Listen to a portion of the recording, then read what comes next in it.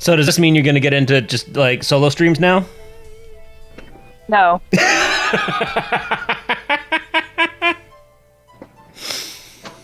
No, I mean, I'm not opposed to it. I just don't see any benefit to it. I figured you weren't. I just, like, you're putting all this effort into the cool thing. I was like, oh, but you could use the cool thing, though.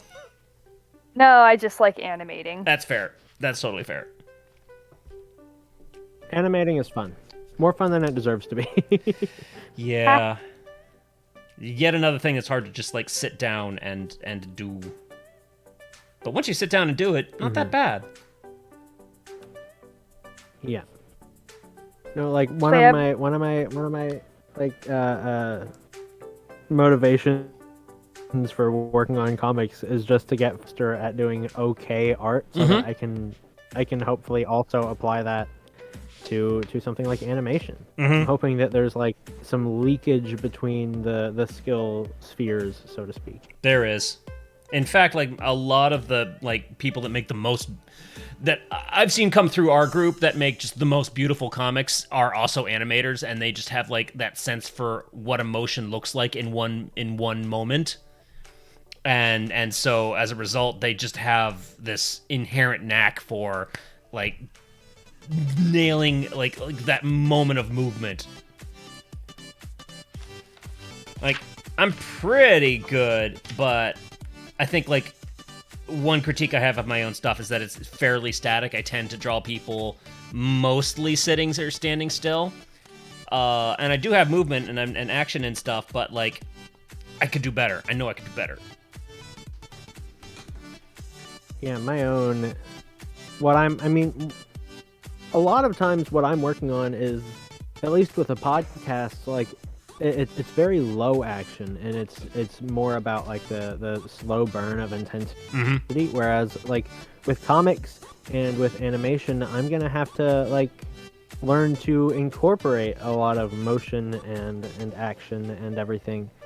So it's gonna be more challenging because it's like it's a different kind of tension, right, than I primarily work with. And yeah. I mean, like I can. Oh, sorry. You go ahead. Oh, I was just gonna say, this has been one of my. I mean, I might be going on a bit of a tangent, but it's been one of my gripes for like ever since I've been doing my comic is that I feel like I'm trying to wield two mediums at the same time, where I'm trying to do storytelling as you would expect, in terms of writing, but then also trying to do storytelling in terms of visual art stuff. Right. And, they both have absolutely. different strengths, and different, Definitely agree. yeah, it's like they have different beats and different techniques. Yeah. And sometimes you can translate, one to the other and like mix them really well, but it takes a lot of brain power to like get things to line up. I 1,000% agree. Yeah.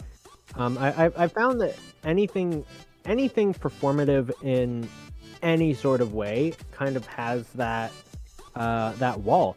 Like again with the podcast stuff, so for those who don't know, I went from like journalism to being an English major and studying creative writing and stuff, and so like my bread and butter for several years was just was short stories and novels. Like that's what I learned how to write well. And like I took like a playwriting class, but that was the only time that I had dabbled in script. And going over to working with podcasts, it's like all of a sudden I can't just tell the reader like everything that they see necessarily. I can't bring in all of the senses in as direct a way, so I have to like figure out, okay, I can use a sound effect, or how would a person describe this in a way that still keeps that cinematic feel, and like what can and can't I do effectively. Like I can't show them or describe a room perfectly. I can't take that kind of time.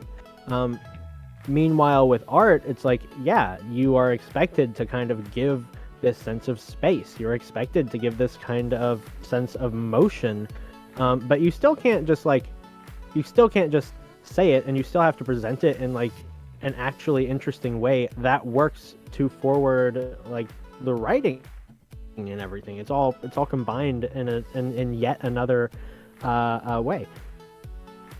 Yep, that's a big feel for me because like, so it's funny. I'm not even like a proper novelist by any stretch of the term, but I like to think of my story in terms of like prose first, and so I'll try to write it out as prose, and then I try to do it as a comic.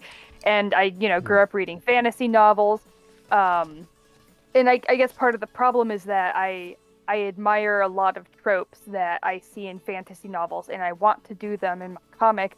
But then I realize that there's sort of a reason why those things don't come up in comics as often, because like, how do you taste magic in a comic? What does magic taste like? How do you even like represent that? Yeah, because like there's I a love book that question. Yeah, because there's a book I read really great where the main answer. the main character could taste magic in the book, where there were two types of magic. There was charter magic and free magic.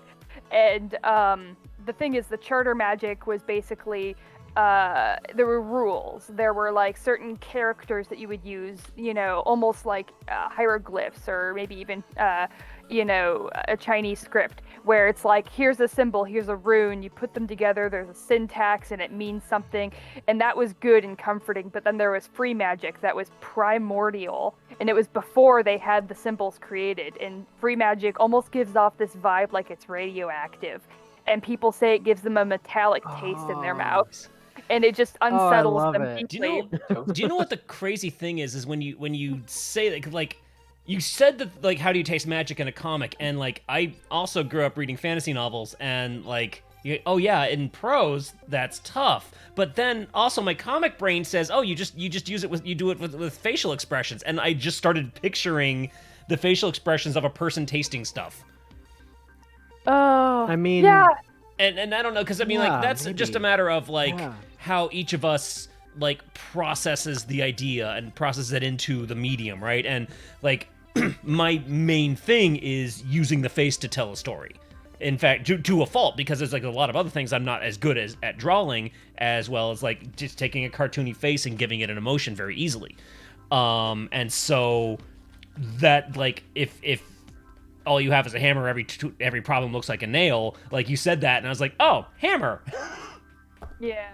See, the funny thing is, my solution, like if I were to try and make someone like taste magic, what I would try to do is, I would see. Here's the problem. I'm already starting to see it in your style, and it would like if I had to guess, you would like you'd have a facial expression, because you are incredibly good at facial expressions too. But I feel like you'd add something like Spidey sense like lines, but it'd be like waves, like green waves around the. She has like a scrunched up like I'm tasting something face, but it'd have like green waves around it rather than like red sparks or something, and like everything would be coated.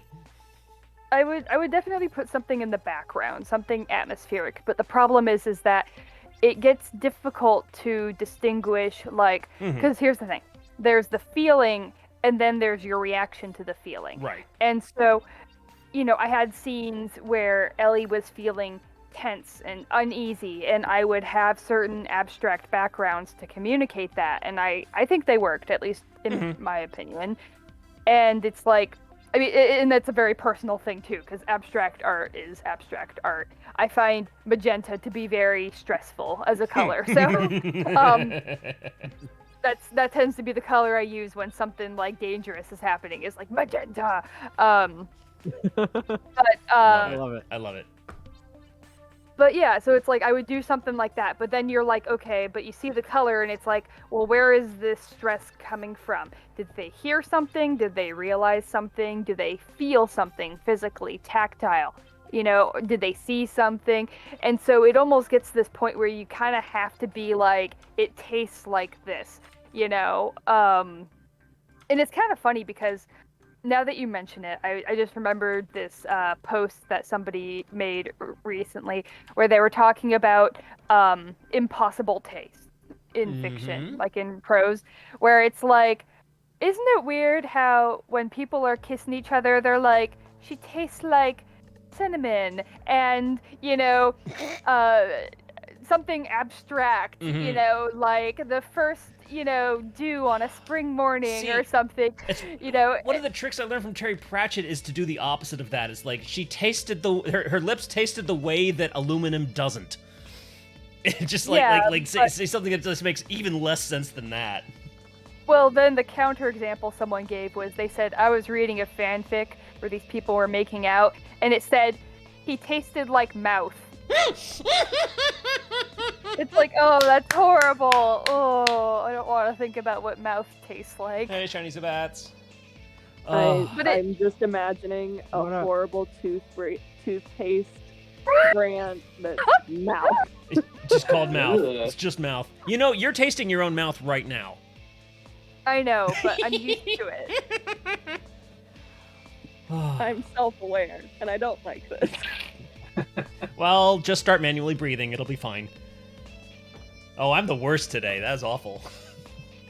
Did you know that the reason water almost seems to have a flavor is because I've mentioned this before, but it's because it's the absence of our mouth flavor.